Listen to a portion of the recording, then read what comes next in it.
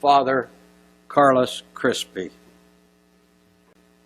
I have since learned that he was a scholar with impressive academic credentials.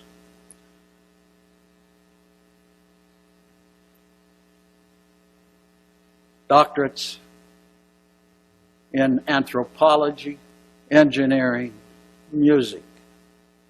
His list of accomplishments, long before we ever met him, is well known. At the end of his death, or his life, the Ecuadorian government awarded him the illustrious Son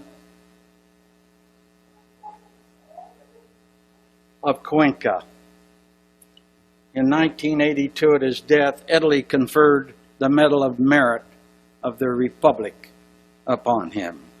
Indeed, his credentials are impeccable.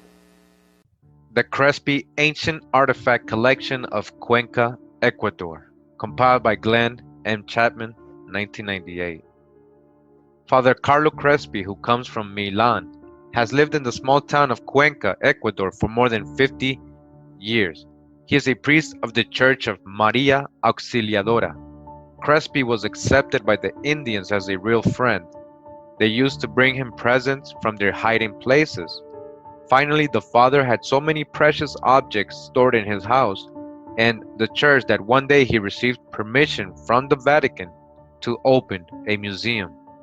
This museum in the Salesian school at Cuenca grew and grew until in 1960 it was one of the biggest museums in Ecuador, and Crespi was recognized as an archaeological authority. Again, an archaeological authority.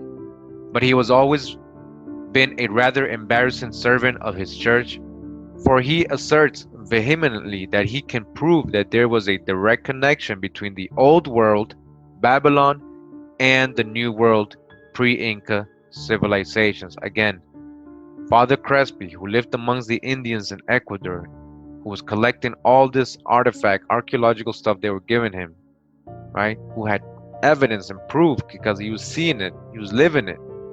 Said he had proof that there was a direct connection between the old world Babylon and the new world pre-Inca civilizations. And that goes right against prevailing opinion. On 20th July 1962, there was an act of arson and the father's museum was burnt down. What Father Crespi managed to salvage was housed in two long narrow rooms, which were in a terrible muddled brass, copper, sheet metal, zinc, tin, and stone, and wooden objects, and in the midst of them all pure gold, sheet gold, silver, and sheet silver.